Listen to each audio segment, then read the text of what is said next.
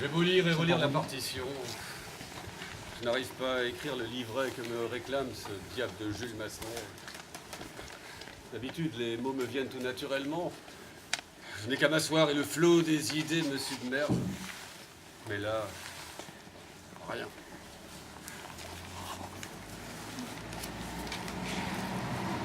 Pourtant, j'ai écrit pour les plus grands compositeurs de notre époque. J'ai été honoré, j'ai eu des récompenses. Mais là, je me vois si vidé. Oui, vidé. Et pourtant, la musique de Massenet est un chef-d'œuvre, une fois de plus. Mais je ne trouve pas l'inspiration. Alors, je croyais que quitter Paris quelques semaines m'apporterait un peu de réconfort, que venir ici me rapprocher de ma pauvre Marianne me serait bénéfique. Mais la mort de ma femme est encore trop proche. Et mon cœur est rempli d'un tel chagrin. Marianne, vous me manquez tellement. Bon, essayons encore. Sur Nathanaël, notre frère, étends, Seigneur, la force de ton bras. Que monsieur me pardonne, mais monsieur prendra-t-il du carlet pour le dîner? Hein? Du carlet, monsieur. C'est comme de la sole, mais au moins bon. Alors pourquoi ne pas faire de la sole? Oh, bah parce que la sole, c'est plus cher, monsieur. Ah. Nous allons donc nous contenter du carlet. Oh, et puis non, je n'ai vraiment pas faim, Ernestine. Vous pouvez disposer. Demeure auprès de moi. Il faut que je confesse le trouble de mon âme à ton âme sereine. Mais monsieur, sait-il ce qu'il veut? Je retourne à la cuisine ou je reste avec monsieur? Hein? Oh, monsieur est sourd comme un pot. Je dispose ou je ne dispose pas? Nathanaël, la fatigue t'accable. La poussière couvre ton front. Moi, c'est Ernestine, monsieur. La poussière recouvre mon front. Oh, bah, ça doit être quand j'ai fait le haut du buffet. Repose-toi, reprends ta place. Mange, bois, Nathanaël. Mange, bois. Oh, bah moi, le carlet, je préfère la sauce. Mais néanmoins, si monsieur veut bien me laisser le petit fond de vin qui est dans la bouteille, bah, je me contenterai du carlet. Oh zut, je ne vois vraiment pas ce que je dois faire dire à cette fichue Thaïs.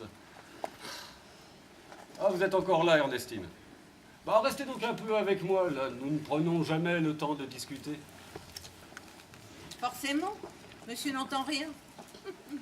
Je ne parlerai avec monsieur que si monsieur a un cornet à l'oreille. Ah.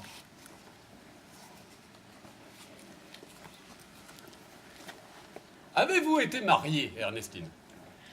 Ah non, un homme dans mes jambes à longueur de temps, non merci. Mais vous n'avez donc pas connu l'amour? Ah ben j'ai pas dit ça. Oh, ces artistes. Oh, quelle naïveté. Monsieur veut-il vraiment que je lui réponde? Hein? Certes, je n'ai pas connu une aussi belle histoire d'amour que celle de monsieur avec feu madame. Oh, 30 ans de bonheur. Et je n'ai plus que sa tombe pour y verser mes larmes. Ben vous savez, j'ai eu bien du plaisir. Oh oui. J'ai culminé entre 30 et 40 ans. C'était l'époque où je travaillais à la capitainerie de la douane à Boulogne-sur-Mer. Oui. Oh, mais à l'époque, j'étais plus appétissante qu'un carlet. Oui. Et les marins trouvaient toujours une excuse pour venir me suivre dans mon petit cagibi. Ah ben, quand j'ai compris que je n'aurais jamais d'enfant, j'ai exploré tous les grades. Attendez, Ernestine, mais c'est très intéressant ce que vous me dites là. Ah ben intéressant, ah bon, vous trouvez ça intéressant? Oh ben ma patronne à l'époque, elle trouvait pas ça intéressant. Oh. Quand elle a appris, elle m'a donné mes 3 jours et j'ai eu 3 jours pour partir de chez elle. Et en plus, elle a même renvoyé son mari à Paris pour traiter les affaires. Vous êtes un petit peu comme Thaïs, Ernestine. Oui, Thaïs, c'est l'héroïne de l'opéra que j'essaie en vain d'écrire, là. Elle était considérée comme la plus belle femme d'Alexandrie. Et les hommes se damnaient pour passer une nuit avec elle. Oh, ce damné, je n'en demandais pas tant à mes officiers. Et vous n'avez jamais eu de problème avec l'Église? Oh ben, il faut bien imaginer que oui. Oh, bah oui. Un jour, l'aumônier de la capitainerie est venu me trouver. Il était furieux. Tout ça parce que son jeune séminariste me suivait de trop près. Ce fou de Dieu m'a sermonné, mais comme si j'étais une traînée. Et que vous a-t-il dit? Ah, je m'en souviens. Ah, mon rêve, mon Dieu, fais-moi fort comme de mes bras, et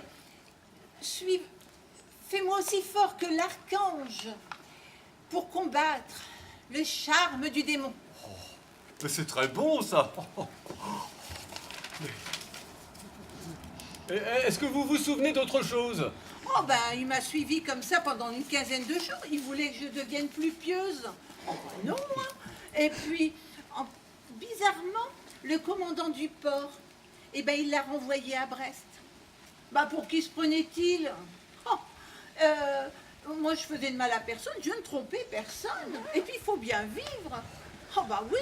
Et puis, comme disait ma grand-mère, l'amour s'en va, l'amour revient, et voilà. Ma grand-mère, elle était gouvernante chez les pompiers. Ernestine, votre grand-mère et vous êtes formidables.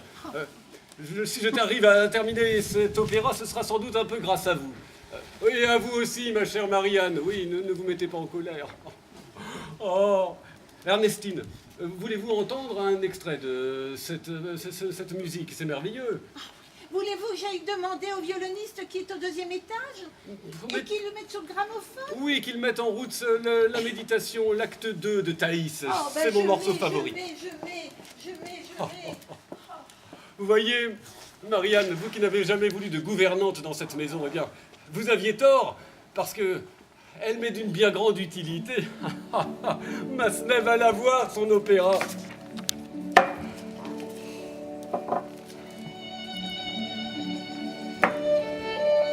Vous qui n'avez jamais connu le bonheur, Ernestine, vous allez enfin le connaître. Et ce soir, nous mangerons peut-être du carlet, mais avec du champagne. Si ça vous intéresse, je pourrais après vous raconter mes 6 mois chez le vicomte d'Audingan. Oh mais oui, cela peut m'être utile car Georges Bizet lui aussi me réclame un livret. Champagne.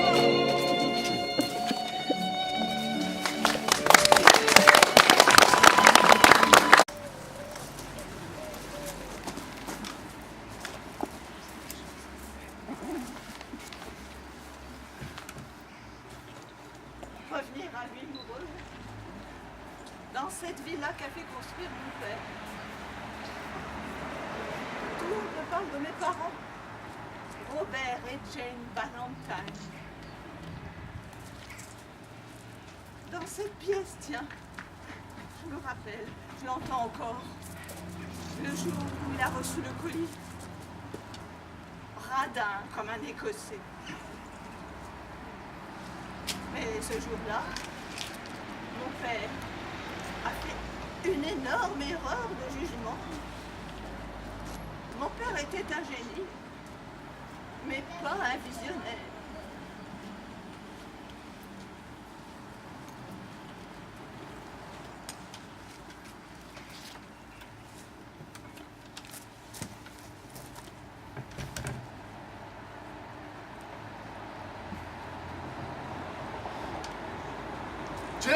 Jane!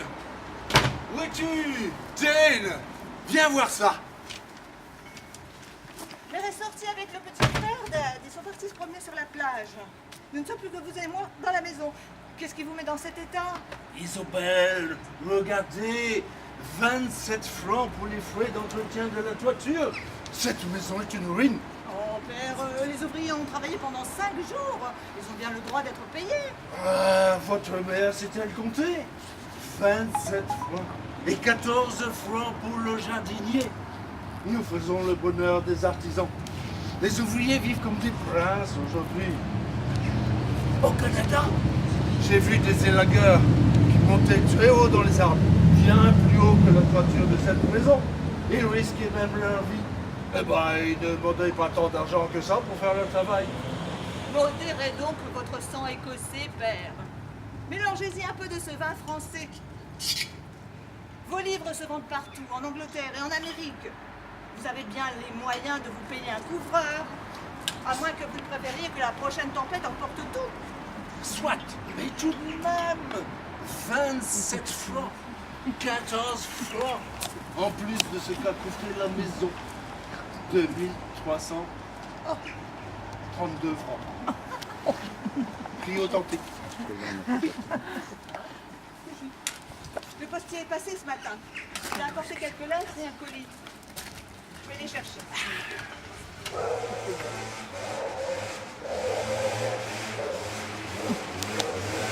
Écoutez-nous les ouvriers ensemble. Ça vous changera les idées. Je demanderai à maman de payer elle-même le couvreur. Comme ça, l'honneur sera sauf, papa. D'accord, d'accord. Cette petite enveloppe, qu'est-ce que c'est? D'où vient-elle? De Cork, en Irlande. Oh, ces Irlandais, des têtes de l'art. Oh, il me semble que vous vous moquez un peu du monde, père. Vous entendez-vous parler? Ça vient d'un jeune garçon de 15 ans. Il s'appelle Robin. Il a lu tous vos livres. Et il voudrait partir explorer l'Australie pour trouver de l'or. Il aimerait vos conseils. La population de l'Australie a triplé en 20 ans. Ils veulent tous aller chercher de l'or. La compétition doit y être terrible. Ce jeune homme ferait mieux de tenter l'aventure en Californie, au Canada. S'il est courageux, qu'il aille au Klondike, en Alaska. Oui, je sais qu'il y a des tonnes d'or au Klondike. Quoi? Vous allez conseiller à un jeune homme de 15 ans de partir chercher de l'or à l'autre bout du monde? Êtes-vous sérieux? Pensez-vous à ses parents? Foutaise, s'il veut partir à l'aventure, il doit le faire. Ah, j'avais 30 ans de moins. Oui. Je repartirai au Canada. Vous avez 30 ans de plus que l'âge requis. You stay here. Vous restez ici. Vous êtes très bien à Edinburgh. Que feriez-vous sans maman? Au lieu d'écrire des romans d'aventure et d'exploration, j'irai chercher de l'or en Australie. What do you say? Je dis le bonheur que j'ai d'être ici, de vivre ici, avec votre maman et vous tous, tout le temps. Ah, après tout, je l'ai voulu. Je répondrai moi-même au petit Irlandais qu'il aille donc au Klondike. Passons au colis. Vous voulez bien?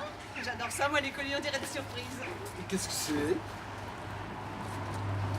Ça vient d'un certain Robert Stevenson, écrivain. Vous le connaissez? Stevenson? Il dit qu'il est mon disciple. Je l'aime beaucoup. Il a compris que ce qui importe, ce n'est pas la destination du voyage, mais le voyage lui-même. Il a beaucoup navigué, tu sais. Ah, si j'avais l'âge. Oui, mais vous n'avez plus l'âge. Vous voulez savoir ce que vous veut, ce Stevenson? Oui, bien sûr. Alors, il vous envoie son dernier roman. Ça s'appelle L'île au trésor. Il vous prévient dans la lettre qu'il parle de vous dans le poème d'introduction. Trouve le vif dans le livre et lis-le-moi. Il l'a écrite sur sa lettre. Je vais vous la lire. Je vais vous lire. Alors, ça s'appelle. Alors, le titre, À l'acheteur hésitant. Ah, c'est bon, c'est vrai qu'il a appris de moi. Il essaye à tout prix de convaincre les gens d'acheter son livre. À l'acheteur hésitant, c'est très drôle, ça. Écoutez donc la suite. Si récits et chants de marins, tempêtes, aventures, ondes, nuits, trois-mâts, naufrages, îles au loin, gens de flibuste et or enfoui, si la vieille légende, enfin séduit comme elle m'a séduit, parée de ses atours anciens, les sages jeunes d'aujourd'hui, tant mieux, je m'en réjouis. Sinon, si ces studieux n'ont plus le vague à l'âme, et si leur passion ne va plus au maître des vagues, Valentine. C'est toi, papa, Valentine? Bah oui, ma fille, je sais encore comment je m'appelle. Donc, Valentine, Cooper, Kingston, tant pis. Et puisque je divague, que je rejoigne pour de bon ma tombe et la leur sous la vague. Eh bien, ce garçon n'a peur de rien. J'espère que son livre est un chef-d'œuvre. À mon avis, il a encore beaucoup à voir et à apprendre. Il dit qu'il a écrit son histoire, qu'il a fait publier en plusieurs épisodes dans les journaux, que ça a beaucoup plu aux lecteurs, et maintenant il publie un livre. Il aura peut-être un certain succès. Peut-être. Mais on en reparlera quand il aura publié autant que moi. Rendez-vous compte. Je travaille à mon 42e roman. Je suis quand même très honoré qu'il me cite. Ouais, ce n'est pas grâce à lui que je passerai à la postérité. Maman trouve que vous travaillez trop dans votre bureau et pas assez à notre jardin. Ne deviez-vous pas vous occuper des choux? C'est à cause des choux de votre mère et de ses plans et des projets de la maison que je n'avance pas. Qu'elle se débrouille avec ses choux. J'ai un roman à écrire, moi. Imaginez, Stevenson pourrait devenir plus célèbre que moi à cause des choux de Jane. Ah, see you soon, ma fille. Je m'en vais au travail.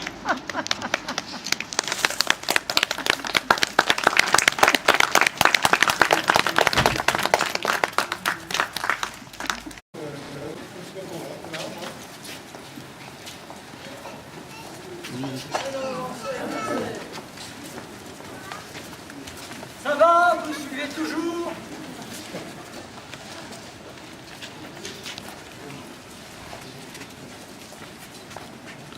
Voici un tableau de notre collection. Le tableau sert représentative des joies du bord de mer, des pêcheuses de crevettes, de Lionel Petterschmidt. Les Anglais, beaucoup d'Anglais venaient passer leurs vacances à Vimont. Donc, sans doute pour les flatter, on a appelé cette rue la rue des Anglais. C'est sans doute pour les flatter, mais c'est une bonne intention. Je propose que vous continuiez là-dessus.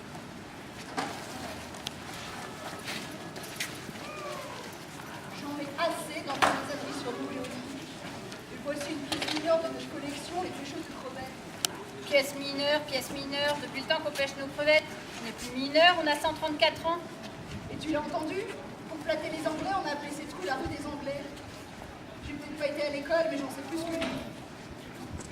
Et les joies du bord de mer. J'ai des crevasses aux pieds avant de venir dans l'eau de mer. Attends, regarde Morissette, ils ne sont pas tous partis avec le guide. Et j'ai l'impression qu'ils nous entendent. Vous, monsieur, vous nous entendez? Oui.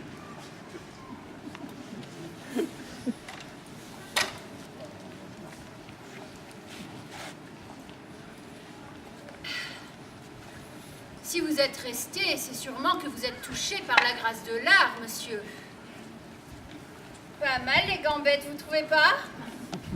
Eh, profites-en pour lui vendre 1 kilo de crevettes, y a pas de gendarme. Oh non! Marre des crevettes. Pour une fois que quelqu'un nous écoute, je ne vais pas rater l'occasion. On va leur raconter notre histoire. Bon, alors on sort de l'eau, j'ai froid aux pieds. Attends, j'ai des serviettes pour s'essuyer les pieds. Mon Dieu, qu'est-ce que ça pue, les crevettes!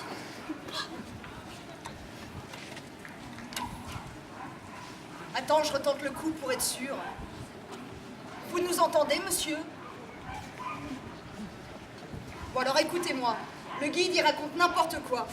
C'est sûrement pas pour tous les Anglais qu'on a appelé cette rue la rue des Anglais.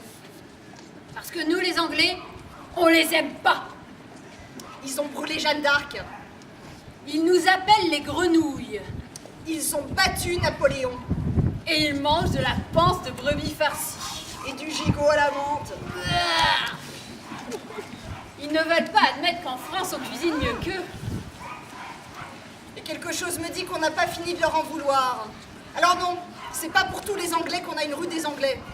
C'est pour un Anglais. Un beau, Un courageux. assez courageux pour nous avoir peintes, nous, les pêcheuses de crevettes. Vous voulez pas un petit kilo de crevettes? Allez, 500 grammes.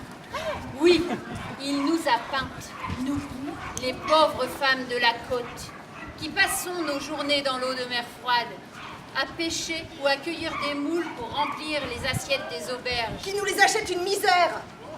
Cet Anglais-là, celui qui nous a mises dans son tableau, c'était Lionel Smythe.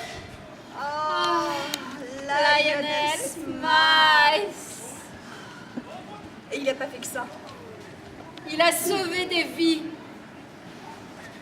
Ah, comme il était beau. Il est passé en courant à côté de moi sur la plage. Il m'a regardé en souriant avant de se jeter à l'eau. Il avait retiré sa chemise et il bravait le froid et les vagues à la nage. C'était en 1869. Le temps était mauvais. Et ce jour-là, 2 bateaux se sont échoués près des côtes. Le premier pendant l'après-midi. L'embarcation était en difficulté au large de l'embouchure de la Slack. Depuis la côte, Lionel a vu le navire en détresse et il s'est jeté à l'eau avec ses frères. Il criait en anglais. On comprenait rien. Mais ils étaient si beaux, si fermes, si... Cet après-midi-là, ils ont sauvé 5 hommes. 5 vies de marins. Et après cet exploit, ils sont rentrés chez eux, manger, tout simplement. Mais le soir même, un autre bateau sombrait au large de Wimereux. Et les Anglais y sont retournés à la nage. Et ils ont sauvé les hommes.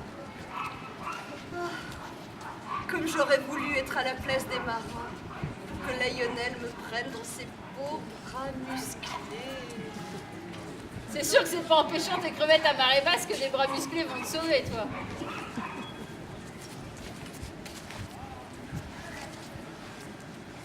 Pendant ce temps, le prince Eugène Napoléon était à Wimereux. Le neveu de l'empereur Napoléon III. Je me souviens de son magnifique yacht. Alors pour récompenser les courageux Anglais, il les a fait monter à bord de son navire et ils ont bu le cognac ensemble. Et quelques années plus tard, le maire a décidé d'appeler cette rue la rue des Anglais, en hommage au courage de Lionel et de ses frères, les Anglais de Wimereux. Ah, Lionel était un artiste, un homme de cœur, un peintre de talent. Et quand il nous a proposé de nous peindre un peu plus tard, on a été très honorés. Pas assez honoré à mon goût. Léonie, il y a des gens. Enfin, vous voyez, messieurs, dames, il y a quand même de bons Anglais, de très bons même. En anglais, on appelle ça un good deal. Tu me sauves un équipage et tu me fais un tableau? Moi, je donne une rue à ta famille. Zut! Revoilà le guide. Vite, allô? Morissette, ton filet. Ouais, bah j'en ai marre de pêcher les crevettes. Il aurait pas pu nous prendre en train de faire autre chose, non? De bronzer. Nous manger un Welsh. Ah, j'ai marché sur un crabe. Mesdames, messieurs, je constate que vous êtes sensibles à la pêche à la crevette, à ce parfum de vacances dans ce tableau. Mais, allez, ne stoppez pas. Vous achèterez des épuisettes à la boutique à la fin de la visite. je me demande... C'est drôle. Les gens arrêtent toujours ici, rue des Anglais. Mais je crois qu'avec le Brexit, on sera obligé de changer le nom de cette rue. Ah, ces Anglais et leurs gigots à la menthe.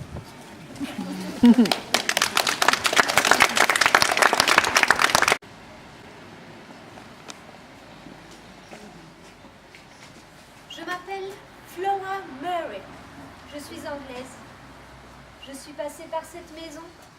C'était pendant la Première Guerre mondiale, vers 1915 ou 1916.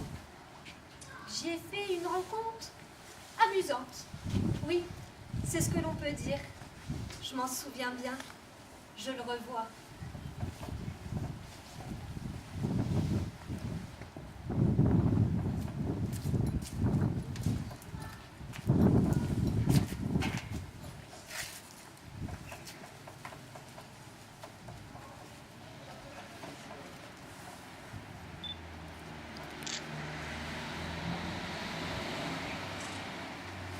Wimereux, le 17 septembre 1915.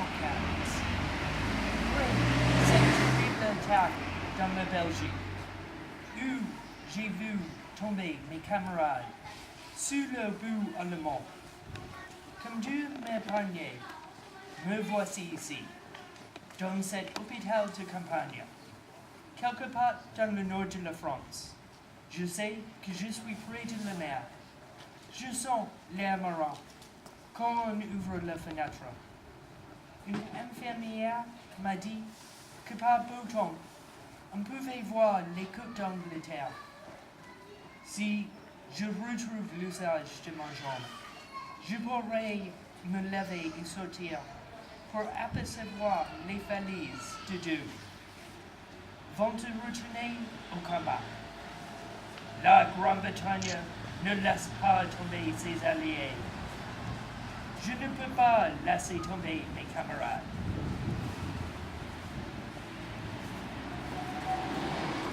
Soldier Colin, Oui, mademoiselle, nous allons préparer votre opération. Je vais devoir regarder les plaies. vous êtes sûre, mademoiselle? J'aimerais que le chirurgien qui va m'opérer les voit aussi. Va-t-il arriver bientôt? Je suis le chirurgien. Ah! Ma blessure me fait énormément souffrir. Pourquoi vous moquez-vous de moi? Mais je ne me moque pas de vous. Mais laissez-moi regarder un peu mieux. J'ai l'impression que l'on se connaît. Vous vivrez à Londres? Oui, près de Hyde Park. Votre voix me rappelle quelque chose. N'êtes-vous pas policeman à Londres? Exactement, je suis policier. Et j'étais enrôlé dès le début de la guerre. Et j'avais eu beaucoup de chance jusque-là. Mais la Belgique est maudite. Au moins 12 de mes camarades sont morts. Je me souviens très bien de notre rencontre. Enfin, si on peut appeler ça comme ça. Attention à votre pied. Ah!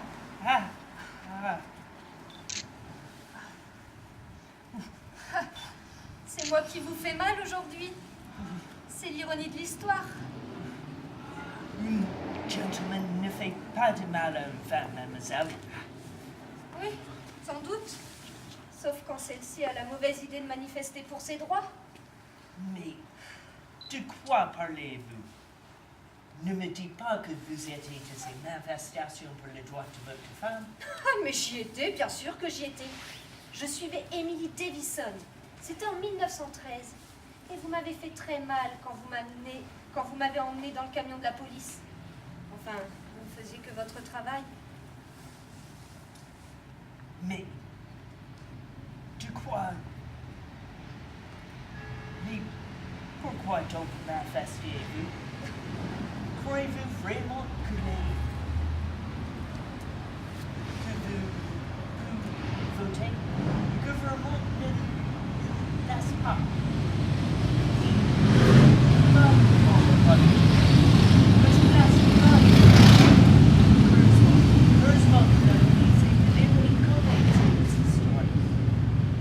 Alors comme ça, notre place n'est pas en politique. Mais il me semble bien que je participe à la guerre. Je sais l'armée, je sers mon pays, je sers l'Angleterre. Bougez un peu votre jambe. Oui, comme ça. Vous savez, une écrasante majorité de femmes travaillent ici au service de leur pays. Mais cela n'a rien à faire avec le droit de vote. Et cela suffit. Vous êtes charmante, mademoiselle, mais je veux voir le chirurgien qui va m'opérer. Et je vous ai dit que c'était moi le chirurgien. Oui, vous n'avez pas le droit d'être chirurgien dans l'armée britannique. Vous êtes une femme. J'ai fait mes études de chirurgie, que cela vous plaise ou non. Alors si vous voulez qu'un homme vous opère, eh bien on peut demander au concierge, au livreur de vivres qui passe tous les matins. On peut aussi demander aux Allemands s'ils veulent de vous dans leur lazaret.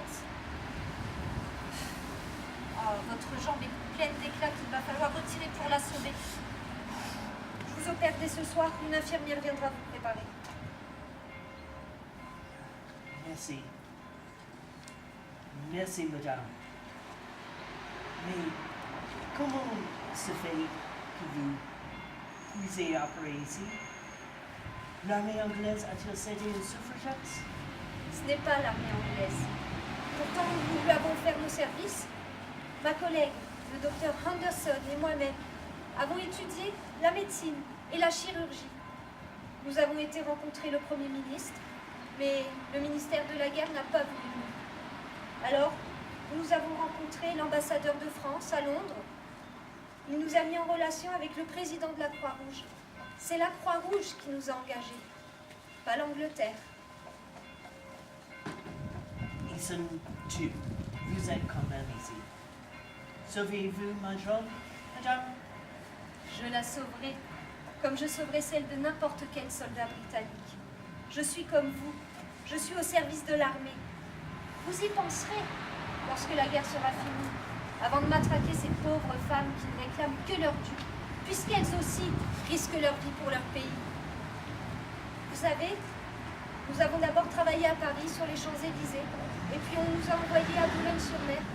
Mais les bâtiments les mieux adaptés étaient déjà occupés par l'armée britannique. Alors nous sommes arrivés ici à Vimereux. Le maire nous a attribué le château mauricien. Et nous avons pu fonder notre Women's Hospital Corps sous la bannière de la Croix-Rouge. Mais heureusement, le Premier ministre sait que nous sommes là maintenant. Et l'armée britannique nous soutient. Alors, vous vous faites opérer ou vous restez comme ça, juste parce que le chirurgien s'appelle Flora Murray? Allez, soldier, un peu de courage. Il va vous en falloir. Le chirurgien est une femme. Et j'ai une revanche à prendre. N'est-ce pas, monsieur l'agent? God save the king.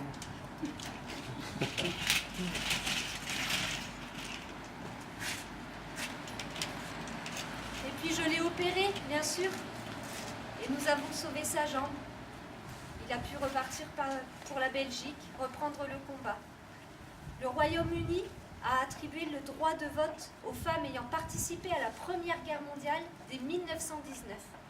Il a étendu ce droit à toutes les femmes en 1929. J'aime à croire que j'y ai contribué et que j'ai sans doute converti un soldat à la cause des femmes. Ici, dans cette maison, où tant de vies ont été sauvées.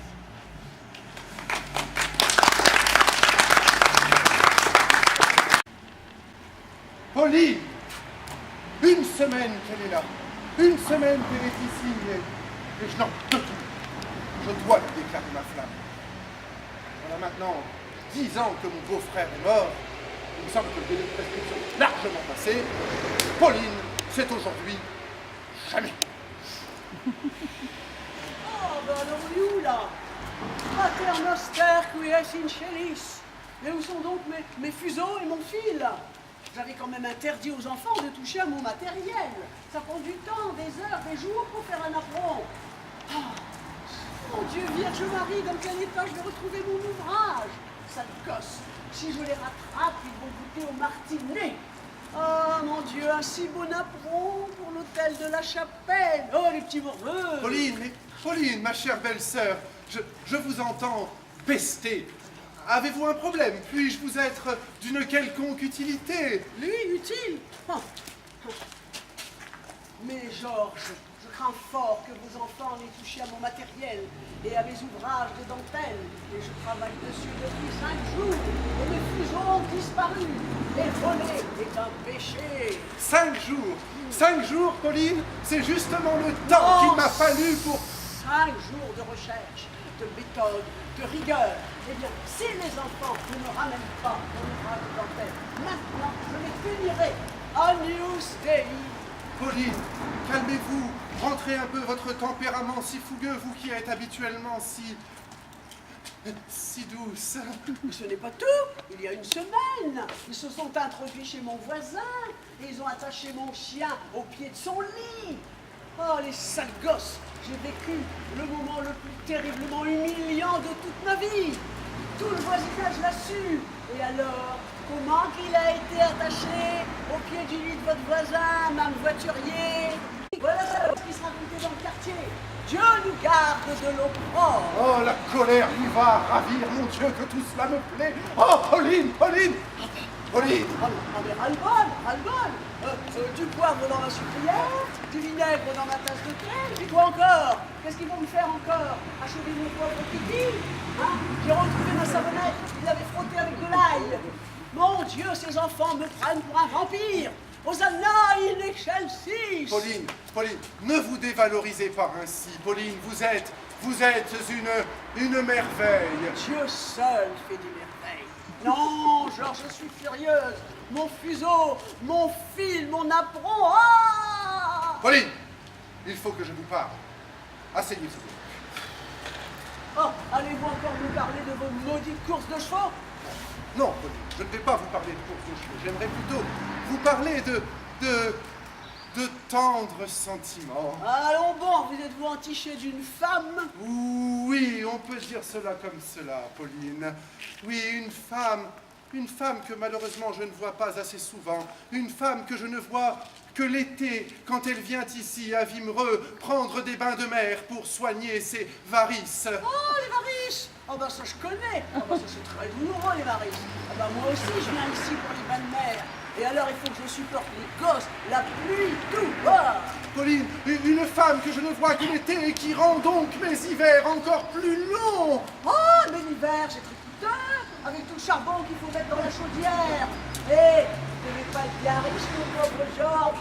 Une femme, Pauline, une femme et moi, je ne suis qu'un homme, Pauline, et je vois cette femme dans sa solitude, car son mari est mort depuis 10 ans. Oh, bah pourtant moi je voudrais pas reprendre un homme. Oh. Hein. J'ai mon kiki, c'est suffisant.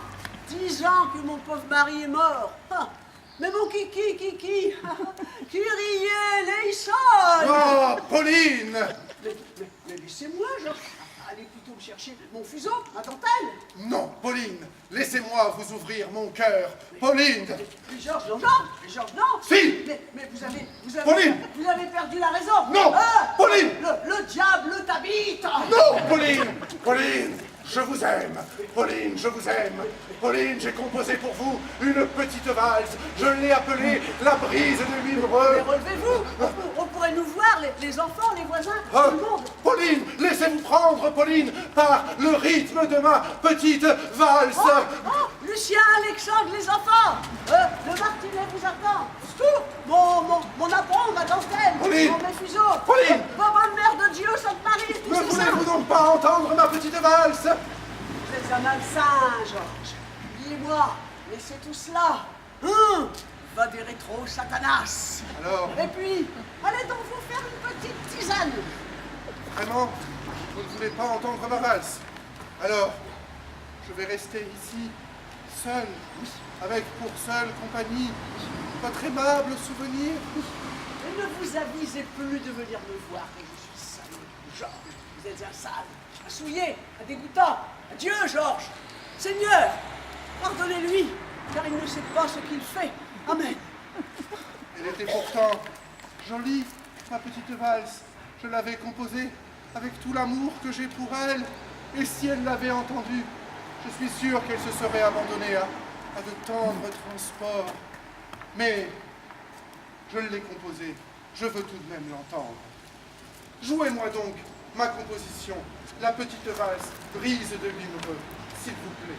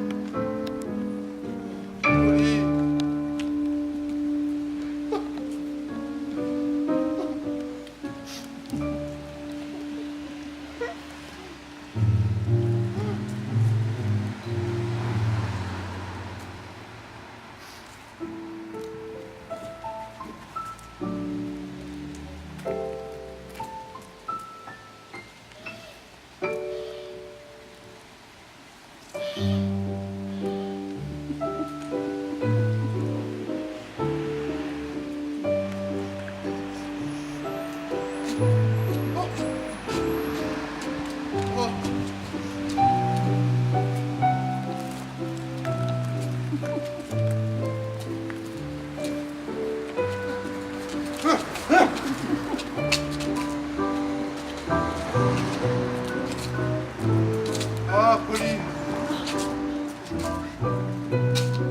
vous êtes revenue.